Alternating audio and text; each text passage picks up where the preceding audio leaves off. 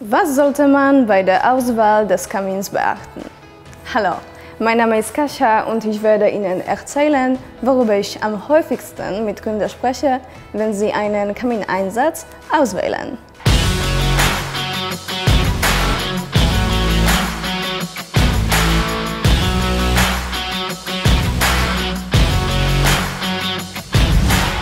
Die erste Frage, die ich stelle, ist, ob der Kamineinsatz das ganze Haus beheizen soll oder nur den Raum, in dem er installiert wird. Wenn Sie wollen nur einen Raum beheizen, haben Sie folgende Möglichkeiten: freistehender Ofen, Kamineinsatz, Gaskamineinsatz oder freistehender Gasofen.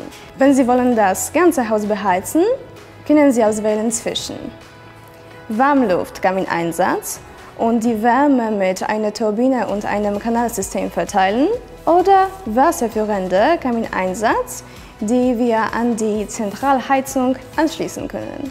Wenn wir uns für den Typ des Kamins entschieden haben, sollten wir ein Heizgerät mit der richtigen Leistung für das Haus finden.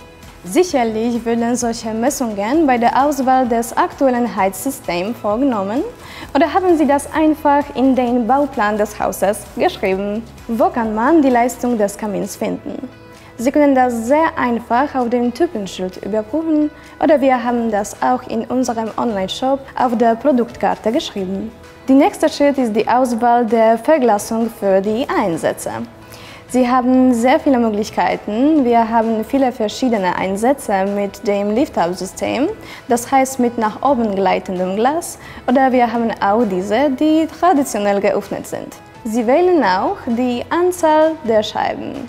Hier gibt es Kamineinsätze mit einer Frontscheibe, Eckscheibe oder auch mit 3 Scheiben. Bei freistehenden Öfen können Sie auch dekorative Elemente wie zum Beispiel Kelche oder dekoratives Glas berücksichtigen, sowie auch die Form des Kamins, ob er eckig oder eher rund sein soll.